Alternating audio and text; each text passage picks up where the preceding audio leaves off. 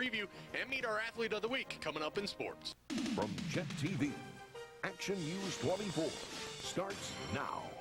Good afternoon, I'm Sean Lafferty. And I'm Selena Wiles. The Erie County Coroner's Office has completed an autopsy on the 51-year-old woman whose body was found yesterday in a burning home. The results of that autopsy showing the victim, identified as Peggy Sue Gertner, bled to death.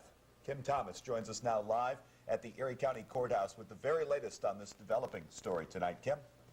Well, Sean, the Erie County coroner has ruled this death a homicide. He said that Peggy Gertner suffered from multiple stab wounds and numerous other injuries all over her body. Now, we're saying she bled to death, but that is only a preliminary decision on the coroner's part. As we've been reporting, a 21-year-old man has been arrested and charged with her murder as well as setting the house on fire. Now, what started as a call for a house fire quickly turned into a homicide investigation as firefighters were knocking down this blaze at 619 East 28th Street in Erie. They found the body of Peggy Gertner on the first floor.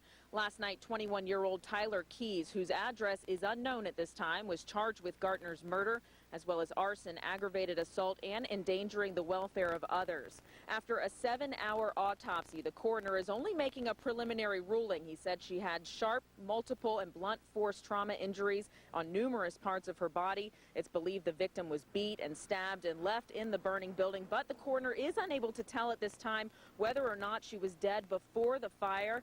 Police earlier today, we spoke with Chief Franklin about the investigation. He commended Erie firefighters for noticing the victim in the home. Immediately, it was apparent that there was something else going on there besides just a fire. Police investigation was initiated, and based upon interviews with witnesses and discovery of evidence, it was determined that we did have a suspect. That suspect was subsequently charged last night. So again, the coroner's office just wrapping up this autopsy about a half hour ago and releasing that it was a homicide. It has been ruled a homicide. Again, it looks like Peggy Gertner bled to death from those multiple injuries, but that will not be completely finalized. That ruling will not be finalized until all of the tests come in to find out whether or not the fire was actually the thing that killed her. Sean? Kim, what are police telling you tonight about the motive, and are they saying anything about whether or not Keys and Gertner knew each other? They really aren't releasing very much information at all in that matter. It does seem like they had some sort of relationship, but it is not being released as to what that is. So again, right now they're being pretty tight-lipped about this, but that suspect is in custody, charged, and in the Erie County Prison without bond. Kim Thomas live outside the courthouse tonight. Thanks, Kim. It will be at least 17 years before the man behind a very public shooting will be released from prison. Joel Atkin was sentenced today for the death of Jason Sack. John Trainer was in the courtroom for that sentencing today. He joins us now live in the newsroom with more. John?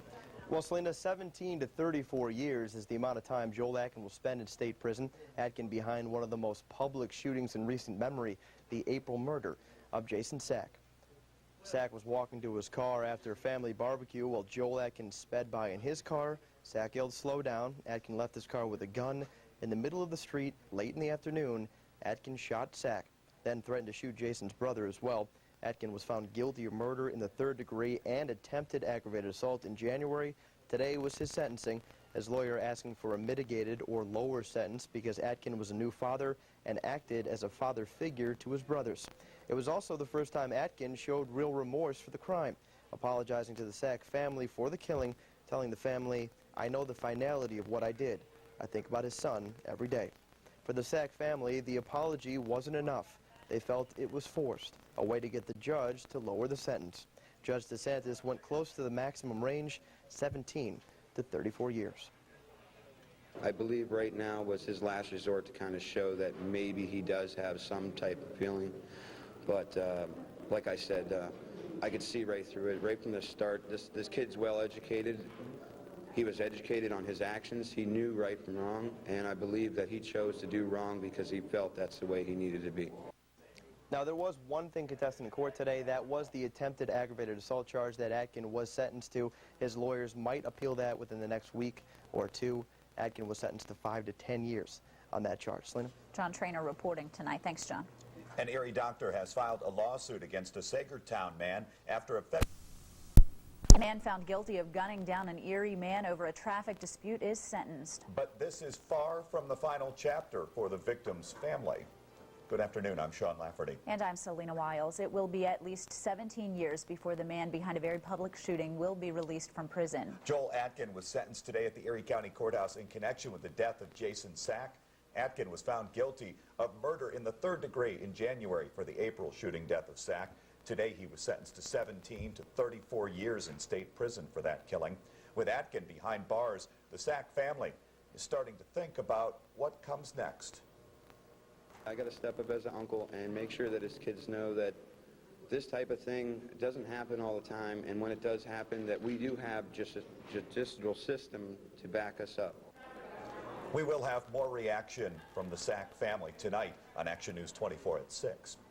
The Erie County Coroner's Office has released the results of an autopsy on 51-year-old Peggy Gartner, who was found dead yesterday inside arson, and they're releasing more information about the victim tonight. Joel Atkin sentenced in court today for murder in the 3rd degree. Atkin heads to state prison for the shooting death of Jason Sack. GE Transportation goes smoke-free. Coming up, we'll tell you why and what it means for workers. Well, folks, wall-to-wall sunshine returned to much of our area today. It's still on the chilly side due to that northerly wind off the lake. We'll talk about how the weather will behave, including the temperatures, over the weekend. The Quad A boys basketball title is on the line tonight. Strong Vincent and Prep will give you a preview and meet our athlete of the week coming up in sports. From Jet TV, Action News 24 starts now. Good evening, I'm Selena Wiles. And I'm Sean Lafferty. The Erie County Coroner's Office has completed an autopsy on the 51-year-old woman whose body was found yesterday in a burning East Side home. The results of that autopsy show the victim, identified as Peggy Sue Gartner, bled to death. Kim Thomas joins us now live outside the Erie County Courthouse with the latest on the investigation. Kim? Well, Selena, as you just said, the Erie County coroner did say that Peggy Gartner bled to death. He said she was beaten, she was stabbed, and then she was left in a burning home. As we've been reporting, a 21-year-old man has been arrested and charged with her murder and this arson. So what started out as a fire call for Erie firefighters, it quickly turned into a homicide investigation. As firefighters were tearing down this blaze at 619 East 28th Street, they found the body of Gartner on the 1st floor. Last night, 21-year-old Tyler Keys, whose address is unknown, was charged with Gartner's murder as well as arson, aggravated assault, and endangering the welfare of others. After a 7-hour autopsy today, the Erie County coroner says he's only prepared to make a preliminary ruling. He said she had multiple sharp and blunt force trauma injuries on numerous spots on her body. It's believed the victim was beat and stabbed and left in this building, but the coroner is unable to tell at this time whether or not the fire played any role in her death. Today, the Erie County District Attorney credited the help of members of the community and the information they gave in leading to the arrest. Erie Police and obviously the District Attorney's Office are very grateful for the people in the community that came forward. What led to the individual's arrest was information that came from a number of individuals last night that was supplied to the police, and as that information filtered in, the police worked upon it, identified the suspect whom we've now arrested, Tyler Keys. Again, the coroner's ruling that Gartner bled to death is only a preliminary ruling. The coroner says he will wait a few weeks for the test results to come back to see if the fire actually played any part in her death. So we'll have to wait and see what happens there. Selena? Kim Thomas reporting tonight. Thanks, Kim. It will be at least 17 years before the man behind a very public shooting will be released from prison. Joel Atkin was sentenced today for the death of Jason Sack. John Trainer was in the courtroom for the sentencing. He joins us now live in the newsroom with much more. John?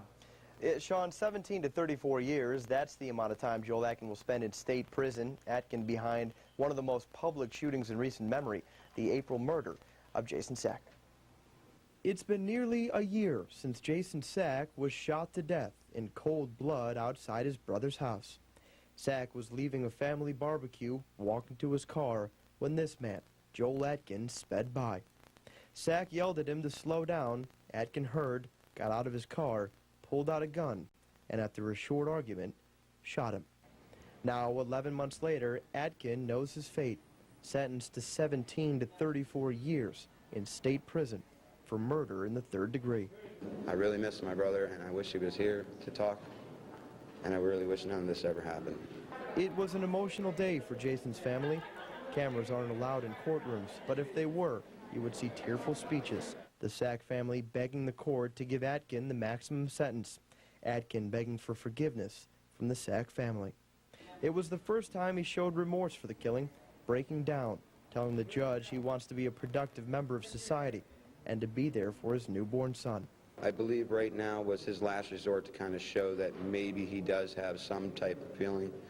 But like I said, I could see right through it, right from the start. This kid's well educated. He was educated on his actions. He knew right from wrong, and I believe that he chose to do wrong because he felt that's the way he needed to be. Atkin's attorney wanted a lighter sentence for his client, but didn't get it. Judge Ernest DeSantis saying he believed Atkin can be rehabilitated, but not until after years of counseling.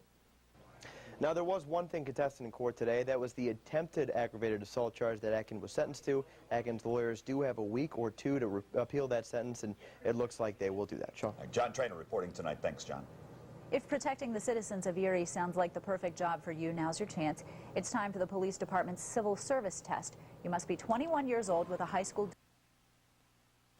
In contacting that individual then was consensualized. That means he was provided with a wire. He wore the wire. A conversation ensued with the two suspects. Information was gleaned. Joel Atkin to 17 to 34 years behind bars for the death of Jason Sack.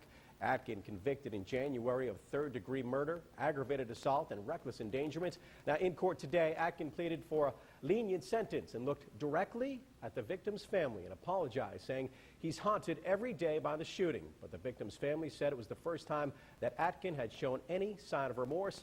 They didn't believe his apologies or his testimony at trial that he acted in self-defense.